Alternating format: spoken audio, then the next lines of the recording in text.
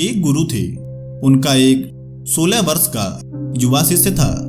ऐसे ही एक दिन जब वह भिक्षाटन के लिए निकला तो रास्ते में उसने देखा कि पेड़ के पीछे छिपा एक लड़का बड़े ध्यान से कुछ देख रहा है।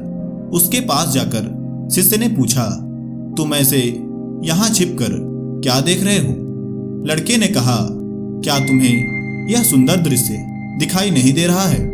मैं नदी किनारे कपड़े धो रही इन परियों को देख रहा हूँ। जब शिष्य ने उन्हें देखा तो उस लड़के से कहा, तुम इन्हें छुपकर देख रहे हो? वे ऐसा क्या कर रही हैं? आखिर वे कपड़े ही तो धो रही हैं, तो इसमें छुपकर क्या देखना? लड़के ने कहा, लगता है तुम्हें उनका सुंदर शरीर नहीं दिख रहा। उसकी बातों में आकर शिष्य ने एक बार फिर से उन लड़कियों की ओर देखा तो इस बार वह देखता ही रहा। देखते देखते उसके मन में अचानक एक सवाल उठने लगा।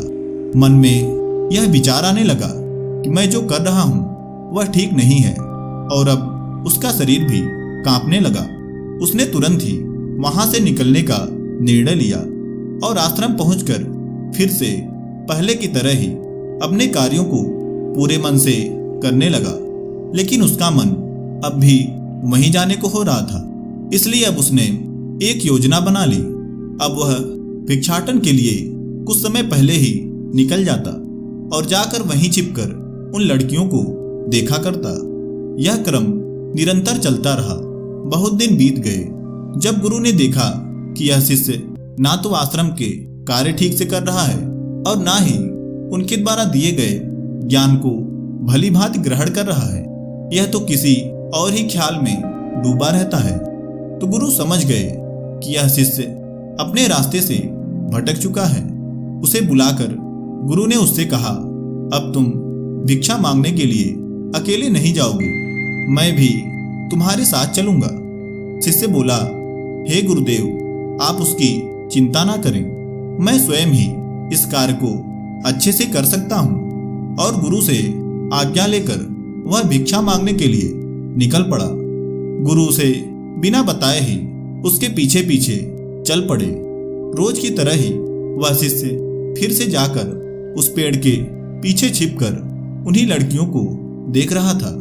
यह सब देखकर गुरु ने उसके पास आकर उससे कहा, क्या तुम इन लड़कियों से भी भिक्षा लोगे? गुरु की आवाज सुनते ही वह घबरा गया। वह डर से कांप रहा था। उसके साथ का दूसरा लड़का इतना सब होते ही वहां से भाग निकला। गुरु ने उससे कहा, तुम इतने भयभीत क्यों हो? तुम्हारा शरीर तो कांप रहा है।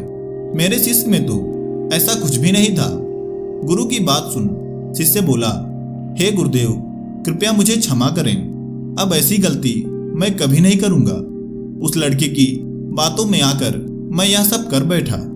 मैं आपकी शपथ खाता हूं, अब मुझसे ऐसा कुछ भी नहीं होगा। गुरु ने कहा, कोई बात नहीं, परंतु हमें यह बात ध्यान रखनी चाहिए, हम जैसी संगत करेंगे हमारा विचार भी उसी तरह हो जाएगा। अगर हम बुरी संगत करेंगे तो मन में बुरे विचार ही रहेंगे, वहीं यदि हम अच्छी संगत करेंगे तो हमारे अंदर एक सकारात्मक ऊर्जा आएगी और हमारे विचार भी अच्छे होंगे। इंसान को इन सब बातों को समझना चाहिए और हमेशा बुरी संगत में पड़ने से बचना चाहिए। शिष्य गुरु की बात समझ गया और अपनी उस गंदी आदत का त्याग कर दिया और अब पहले की तरह ही आश्रम के सभी कार्यों को ध्यान पूर्वक करता था।